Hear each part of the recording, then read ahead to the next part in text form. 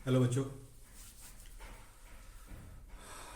अब हम लोग इस वीडियो में देखेंगे ऑपरेटिंग सिस्टम के कुछ फंक्शंस के बारे में। लास्ट वीडियो में हम लोगों ने बात किया था different types of application softwares के बारे में। तो अब थोड़ा सा हम लोग आ जाते हैं ऑपरेटिंग सिस्टम पर वापस कि इसका कुछ मेजर फंक्शंस क्या क्या काम ये परफॉर्म करता है बेसिकली, इस पर थोड़ा सा हम लोग चर्चा कर लें। तो जनरली ऑपरेटिंग सिस्टम के फंक्शंस को हम लोग तीन कैटेगरी में बांट सकते हैं। एसेंशियल फंक्शन जो कि सिस्टम को रन कराने के लिए जरूरी होता है, मॉनिटरिंग फंक्शन जो सिस्टम के परफॉर्मेंस से रिलेटेड इंफॉर्मेशन को कलेक्ट करता है, उसको प्रोवाइड करता है यूजर को, और सर्विस फंक्शन जो यूजर के फैसिलिटीज को इन्हांस करता है, बढ़ाता है कंप्यूटर पर काम करने के लिए। लेकिन हम लोग जिसका चर्चा करेंगे तीन तरह का उसका फंक्शंस जो है उस पर हम लोग बात करेंगे। Major operating system functions. तो मुख्यतः जो ये काम करता है जिस पर हम लोग बात करेंगे, ये तीन चीजों पर हम लोग चर्चा करेंगे इस टॉपिक के अंदर कि ये प्रोसेस मैनेजमेंट का काम करता है। प्रोसेस के बारे में हम लोग सारा बात करेंगे। हम लोग प्रोसेस या प्रोसेसर जो है प्रोसेसर मैनेजमेंट का काम करता है, प्रोसेसर मैनेजमेंट। दूसरा मेमोरी मैनेजमेंट या स्टोरेज मैनेजमेंट।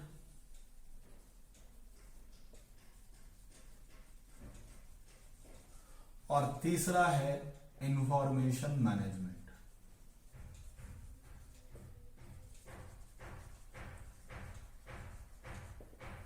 हम लोग इसी तीन बेसिक फंक्शंस पर बात करेंगे ऑपरेटिंग सिस्टम का, कि तीन मेजर फंक्शंस जो ये परफॉर्म करता है वो है प्रोसेसर मैनेजमेंट, मेमोरी मैनेजमेंट और इंफॉर्मेशन मैनेजमेंट। इंफॉर्मेशन से मतलब हो गया कि जो फाइल्स वगैरह हम लोग उसमें सेव करते हैं उस पर।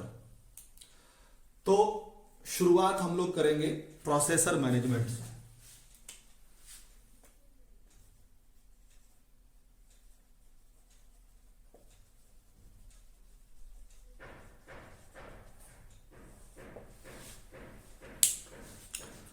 तो सबसे पहले सवाल ये उठता है कि प्रोसेसर को मैनेज करने का जरूरत क्या है, क्यों मैनेज किया जाएगा, आखिर क्या कारण है।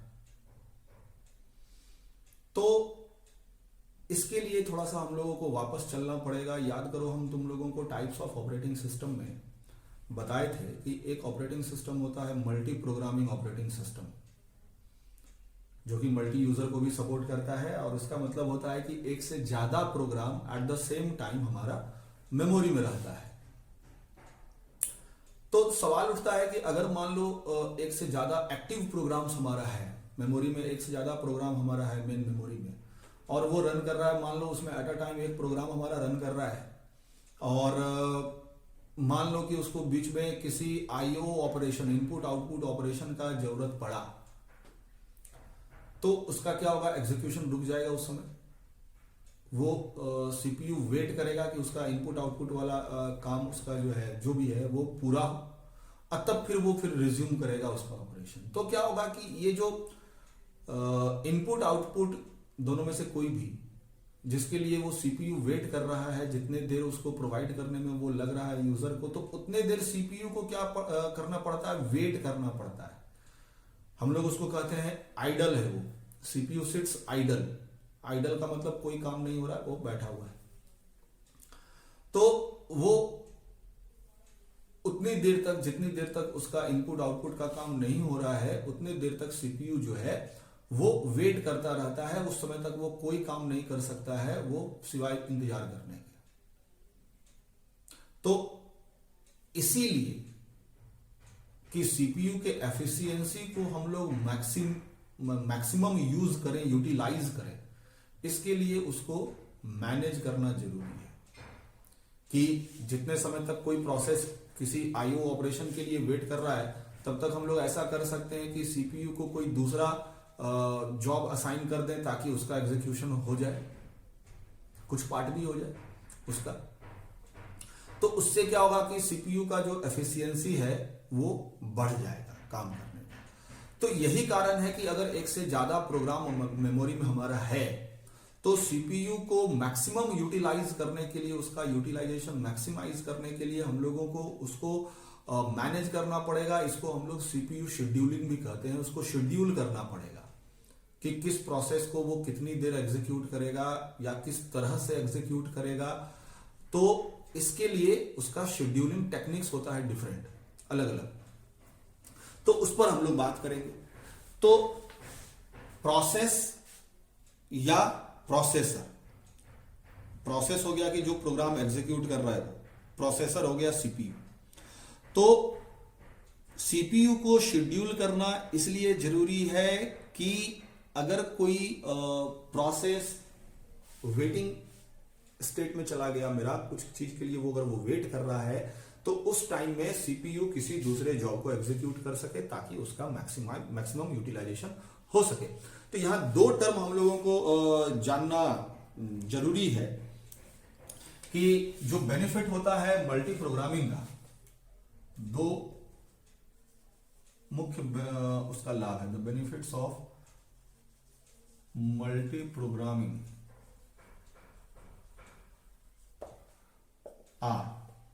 पहला जो अभी हम टर्म यूज कर रहे थे कि सीपीयू यूटिलाइजेशन को मैक्सिमाइज करना चाहेंगे तो इंक्रीज्ड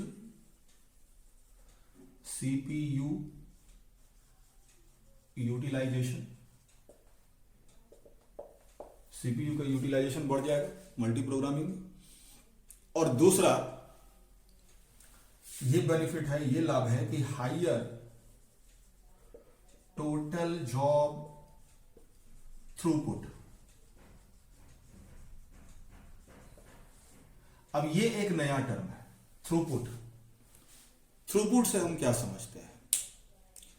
तो हम लोग ये कहते हैं कि थ्रूपुट जो है ये एक स्टैंडर्ड है, ये हम लोग कह सकते हैं कि एक पैमाना है जिसके आधार पर हम लोग सिस्टम का परफॉर्मेंस जज कर सकते हैं कि कोई सिस्टम जो है कितना एफिशिएंटली काम कर रहा है। ठीक है, तो थ्रूपुट से हमारा मतलब होता है total number of jobs completed in a given time interval. तो इसको हम लोग क्या करते हैं कि एक रेशियो के रूप में रिप्रेजेंट करते हैं। ठीक है, कि थ्रूपुट को हम लोग समझ सकते हैं किस तरह से कि throughput will be equal to total number of jobs completed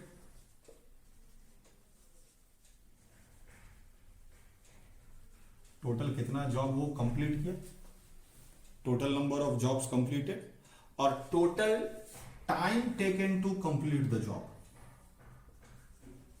total time taken to complete jobs, ये रेशियो।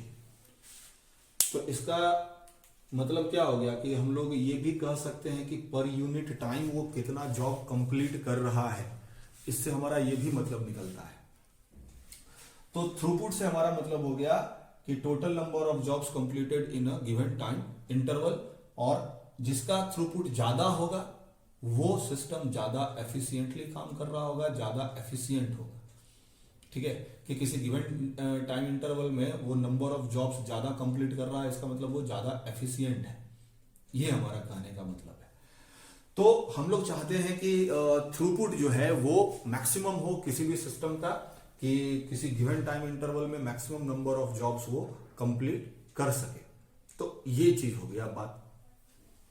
तो इसी के लिए हम लोग सीपीयू को शेड्यूल करते हैं। हालांकि और भी बहुत सारा क्राइटेरिया है जिस पर शेड्यूलिंग टेक्निक्स निर्भर करता है ना। तो उस पर हम लोग आएंगे वन बाय वन, क्या क्या क्राइटेरिया एक बार वो भी हम लोग देखेंगे। लेकिन अभी हम लोग आते हैं, थोड़ा सा बात कर लेते हैं प्रोग्राम और प्रोसेस में क्या अंतर है, और प्रोग्राम का डिफरेंट स्टेट्स क्या क्या हो सकता है, डिफरेंट स्टेट्स अवस्था उसका क्या क्या हो सकता है। तो चलिए हम लोग अब आगे बढ़ते हैं।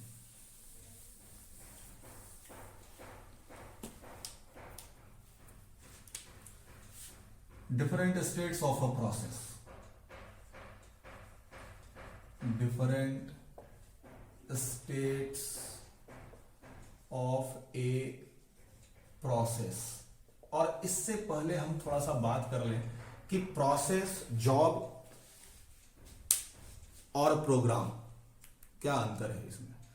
तो देखो, प्रोसेस और जॉब ऑलमोस्ट सेम है, दोनों को हम लोग इंटरचेंजेबली यूज करते हैं। टर्म को प्रोसेस कहें या जॉब कहें, एक ही मतलब निकलता है। लेकिन सवाल उठता है कि क्या प्रोसेस और प्रोग्राम ये दोनों एक ही चीज है? तो इसका जवाब होगा नहीं। प्रोग्राम जनरली हम लोग किसको कहते हैं? प्रोग्राम हम लोग कहते हैं set of instructions given to the computer. हम लोग कोई एक कोड क्रिएट कर लिए, उसको कंप्यूटर को प्रोवाइड कर दिए, वो मेरा रिटर्न बने, सोर्स कोड भी जो है मेरा वो प्रोग्राम है। लेकिन प्रोसेस हम किसको कहेंगे?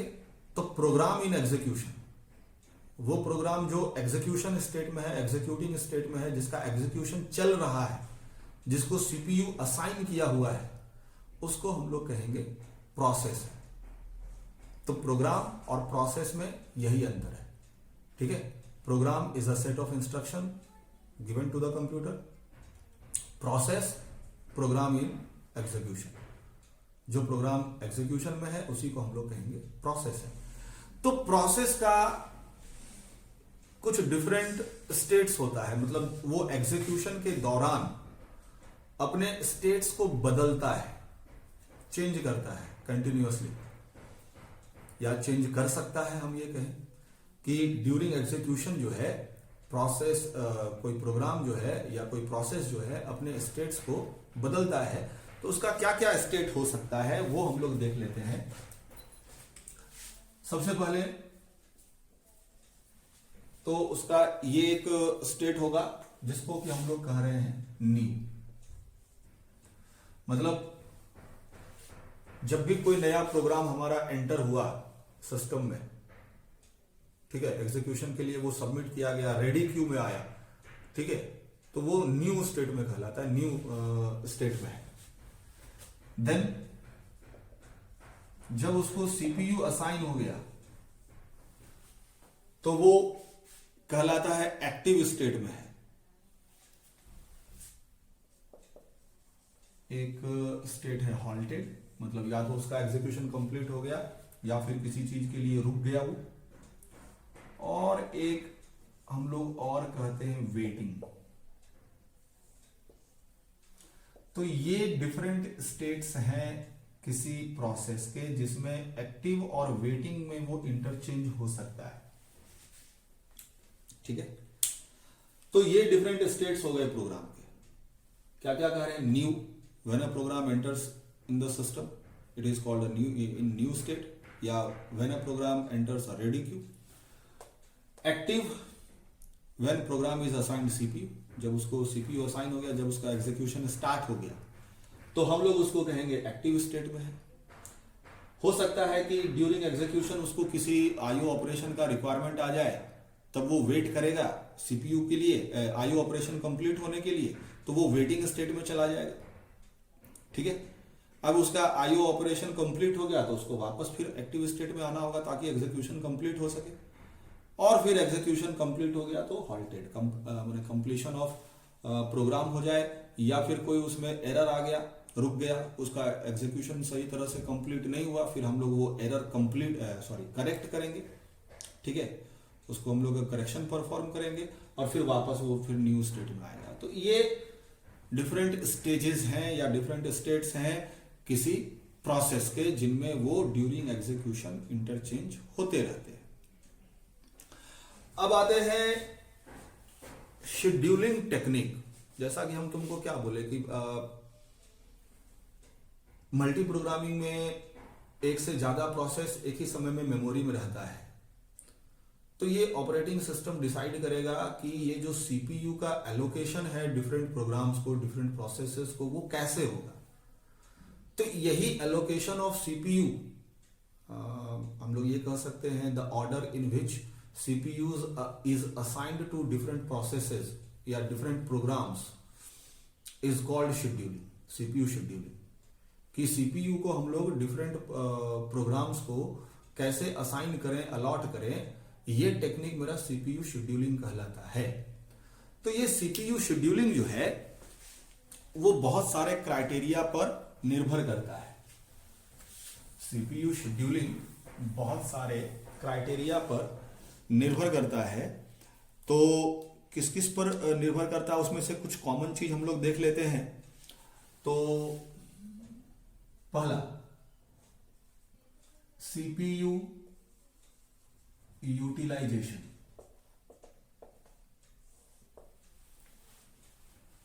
ऑपरेटिंग सिस्टम या हम लोग चाहेंगे कि सीपीयू का यूटिलाइजेशन मैक्सिमम, तो शेड्यूलिंग टेक्निक इस तरह से यूज किया जाएगा ताकि सीपीयू मैक्सिमम वे में यूटिलाइज हो सके। दूसरा आते हैं टर्न अराउंड टाइम।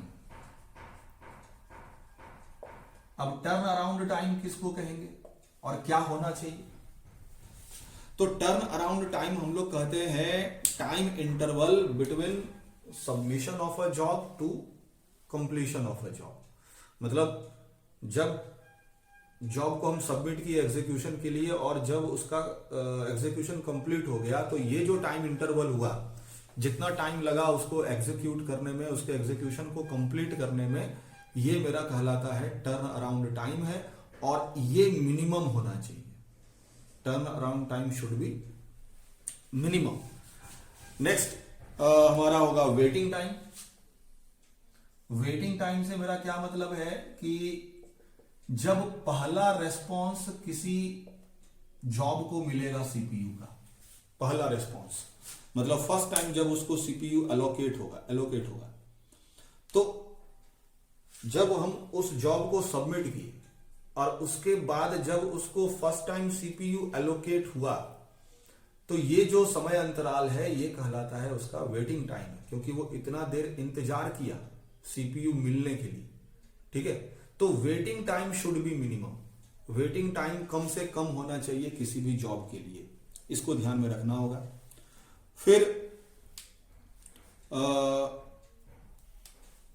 हम लोग आते हैं रेस्पॉन्स टाइम। ये भी कमोबेश वही है, फर्स्ट रेस्पॉन्स इसमें होना चाहिए। वेटिंग टाइम हम लोग ये भी कह सकते हैं वेटिंग टाइम जिसके लिए वो इनपुट आउटपुट ऑपरेशन के लिए वेट कर रहा है, तो वो मिनिमम होना चाहिए। रेस्पॉन्स टाइम मेरा हो गया कि फर्स्ट एलोकेशन ऑफ सीपीयू के लिए जितना समय उसको इंतजार करना पड़ा वो। और थ्रूपुट फाइनली, तो थ्रूपुट तुमको हम अभी बताए हैं कि total number of jobs completed in a given time interval, तो इट शुड बी मैक्सिमम।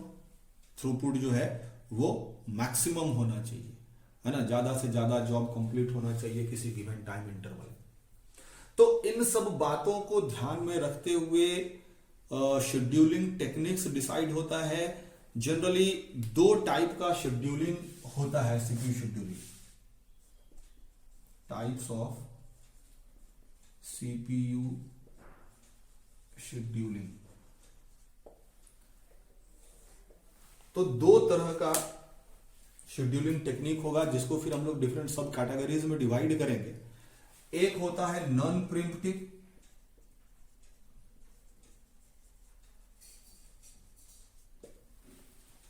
ठीक है, नॉन प्रिम्पटिव शेड्यूलिंग। चलो शेड्यूलिंग भी लिख ही देते हैं, नॉन प्रिम्पटिव शेड्यूलिंग। और दूसरा होता है प्रिम्पटिव शेड्यूलिंग।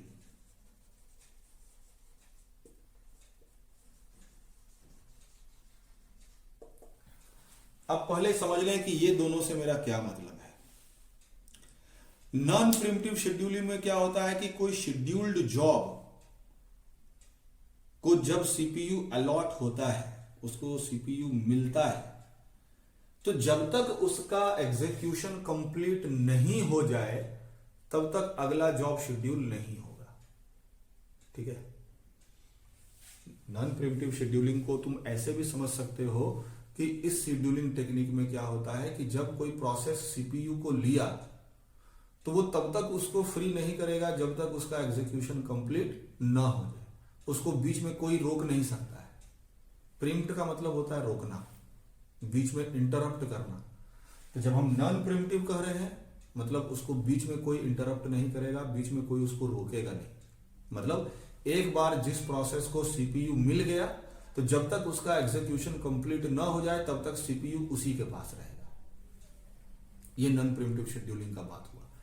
प्रिमिटिव में क्या होगा कि शेड्यूलिंग परफॉर्म किया जाएगा even when a program is running. जब कोई प्रोसेस एक्टिव स्टेट में है, कोई प्रोसेस रन कर रहा है, उस समय भी उसको इंटरप्ट करके कोई दूसरा प्रोसेस सीपीयू को उससे ले सकता है। तो इसके नाम से कोरिलेट करके रखना तुम लोग। प्रिमिटिव का मतलब हो गया बीच में रोकना, इंटरप्ट करना, और नॉन प्रिमिटिव का मतलब हो गया कि बीच में नहीं रोक सकता है या नहीं रोका जाना चाहिए या नहीं रोका जा सकता है, इंटरप्ट नहीं किया जा सकता है। तो नॉन प्रिमिटिव में एक बार सीपीयू मिलने के बाद जब तक कंप्लीट नहीं होगा एग्जीक्यूशन तब तक सीपीयू उसी प्रोसेस के पास रहेगा, और नॉन प्रिमिटिव में वो ड्यूरिंग एग्जीक्यूशन भी सीपीयू एक प्रोसेस से दूसरे प्रोसेस के पास जा सकता है। तो अब चलिए इसमें हम लोग आते हैं कि नॉन प्रिमिटिव शेड्यूलिंग में मेरा कौन कौन सा है।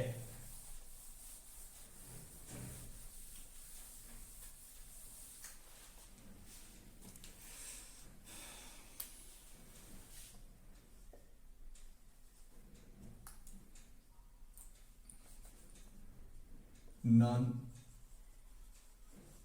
प्रिमिटिव शेड्यूलिंग, अब इसमें हम लोग देख लें कौन कौन सा scheduling techniques non primitive scheduling techniques के अंदर आता है और उसमें होता क्या है। तो इसमें पहला जो है वो कहलाता है first come first serve. First come first serve मतलब इन शॉर्ट इसको हम लोग कह सकते हैं FCFS शेड्यूलिंग। अब जैसा इसके नाम से पता चल रहा है फर्स्ट कम फर्स्ट सर्व मतलब पहले आओ पहले पाओ, इसको हम लोग यही कह सकते हैं। जो पहले आया वो पहले पाएगा। तो कहने का मतलब है कि अगर नंबर ऑफ प्रोसेसेस हमारा सबमिट किया हुआ है एग्जीक्यूशन के लिए, जैसा कि बैच प्रोसेसिंग में हम लोग कह सकते हैं, हो सकता है कि एक बैच ऑफ प्रोग्राम हम लोग बना लिए, उसको सबमिट कर दिए कंप्यूटर को, तो वो उसका एग्जीक्यूशन 1 by 1 करेगा। तो जो क्यू मेंटेन होता है ना उसको भी तुम समझ लो। The queue which is maintained for the jobs to be submitted for execution is called ready queue. उसको हम लोग रेडी क्यू कहते हैं कि क्यू का मतलब हो गया लाइन, कतार। किसका? तो वो सभी प्रोसेसेस का जो कि एग्जीक्यूशन के लिए तैयार है, रेडी है, तो इसलिए वो रेडी क्यू कहलाया कि the process which are ready for execution and they enters into a queue then it is called ready queue. तो फर्स्ट कम फर्स्ट सर्व्ड में होगा कि रेडी क्यू में जो पहले होगा उसको पहले सीपीयू मिलेगा। ठीक है, उसका एग्जीक्यूशन कंप्लीट होगा फिर उसके बाद वाले को मिलेगा, उसका एग्जीक्यूशन कंप्लीट होगा फिर उसके बाद वाले को मिलेगा। तो इस तरह से 1 by 1 सारे जॉब्स का एग्जीक्यूशन जो है वो कंप्लीट होगा। ठीक है, इसमें कुछ खास बात ये हो सकता है कि जो पहला प्रोसेस है उसके लिए हम लोग कहेंगे टर्न अराउंड टाइम बेस्ट होता है। टर्न अराउंड टाइम मतलब जब वो सबमिट हुआ और जब उसका एग्जीक्यूशन कंप्लीट हुआ, इसी टाइम इंटरवल को कह रहे थे। तो जो पहला जॉब होगा उसके लिए बहुत मिनिमम होगा कि सबमिट हुआ, एग्जीक्यूट भी सबसे पहले हो गया, और जो प्रोसेस लास्ट में है उसके लिए टर्न अराउंड टाइम हम लोग कहेंगे वर्स्ट होता है, मैंने सबसे खराब होता है ये कह सकते हैं, क्योंकि उसको वेट करना पड़ेगा उसके पहले जितने भी जॉब्स हैं उनको कंप्लीट होने के लिए। ठीक है, तो फर्स्ट कम फर्स्ट सर्व में यही सब कुछ खास बातें हैं जो पहले आएगा उसका एग्जीक्यूशन पहले होगा। नेक्स्ट है हमारा नॉन प्रिमिटिव में shortest job next, SJN scheduling.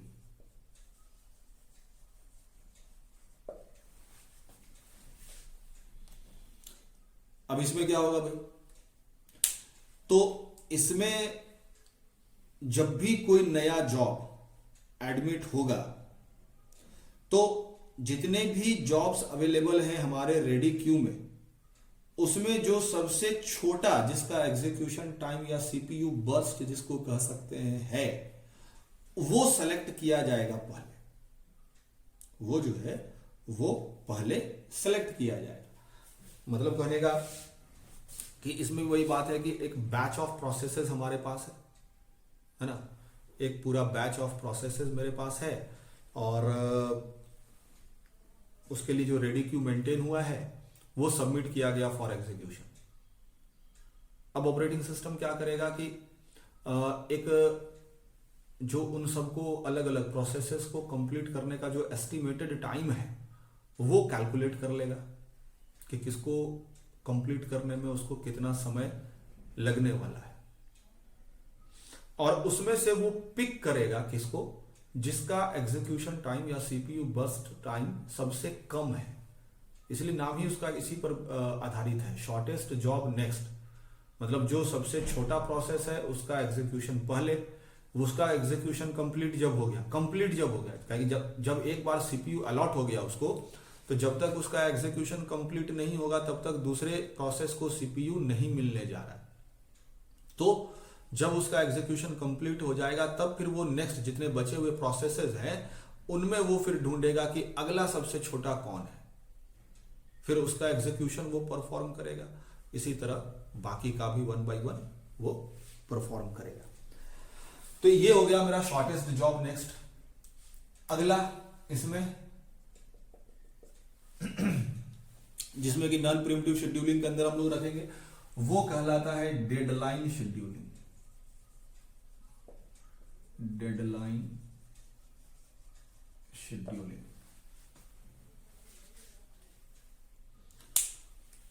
तो सबसे पहले डेडलाइन का मतलब क्या हो गया, जैसे हम लोग सामान्य बोलचाल की भाषा में भी हम लोग कहते हैं कि भाई ये किसी काम को करने के लिए मेरा ये डेडलाइन है।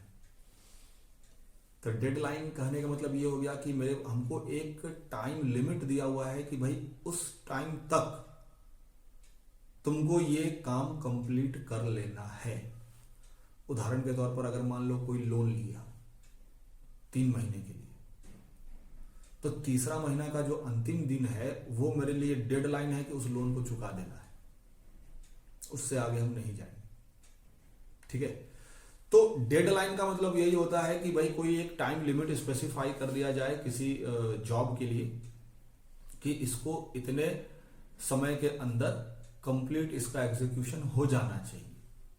ठीक है, तो इस बात को ध्यान में रखते हुए अगर हम बात करेंगे डेडलाइन शेड्यूलिंग का, तो इसमें क्या होगा कि वो जॉब जिसका हम लोग कह सकते हैं डेडलाइन अर्लीस्ट पड़ रहा है, मतलब अगर मान लो मेरे पास नंबर ऑफ प्रोसेसेस हैं अलग अलग, सबका डेडलाइन अलग अलग हो सकता है, तो जिसका डेडलाइन अर्लीस्ट है, सबसे पहले जिसको खत्म होना चाहिए, तो उसका एग्जीक्यूशन पहले होगा।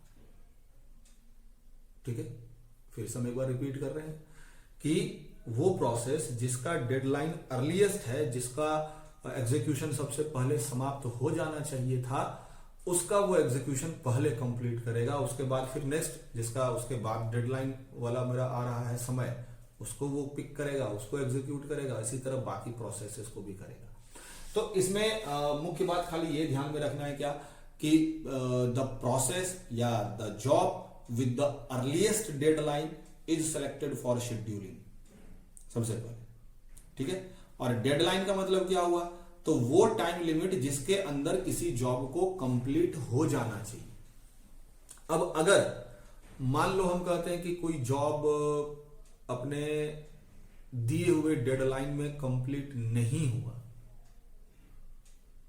तो हम लोग क्या कहेंगे, उस सिचुएशन को हम लोग क्या कहेंगे? तो अगर कोई प्रोसेस अपने स्पेसिफाइड डेडलाइन के अंदर कंप्लीट नहीं होता है, तो ऐसे सिचुएशन में हम लोग उसको कहते हैं डेडलाइन ओवररन हुआ, डेडलाइन ओवररन।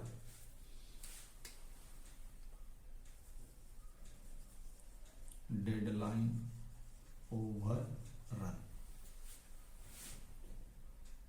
और ये कैसे कैलकुलेट होगा भाई कि डेडलाइन ओवररन जो है हमारा, मैंने कितना डेडलाइन से मेरा आगे चला गया प्रोसेस का एग्जीक्यूशन टाइम जो है, तो वो हम लोग डिसाइड करेंगे किससे? तो इसके लिए हम लोग कह सकते हैं कि time taken to complete the job, कितना टाइम लगा, ठीक है, जॉब कंप्लीशन टाइम, और इसमें हम माइनस कर दें जो उसका डेडलाइन स्पेसिफाई किया हुआ था, ठीक है। ये मेरा हो गया टाइम टेकन टू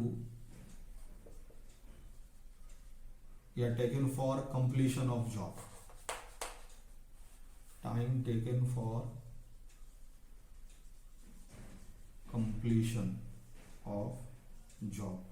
और ये मेरा क्या हो गया, तो जो डेडलाइन उसके लिए परिभाषित किया हुआ था, डेडलाइन जो उसके लिए दिया हुआ था, तो डेडलाइन फॉर जॉब। तो इससे पता चल जाएगा कि हमारा जो है क्या ओवररन है डेडलाइन का, ये, ठीक है। तो ये बातें हो गई नॉन प्रिमिटिव शेड्यूलिंग के बारे में। इस वीडियो में हम नॉन प्रिमिटिव शेड्यूलिंग तक ही रखते हैं। नेक्स्ट वीडियो में हम लोग बढ़ेंगे प्रिमिटिव शेड्यूलिंग में और फिर मेमोरी मैनेजमेंट, ठीक है। तो इस वीडियो में इतना ही, दैट्स इट, थैंक यू।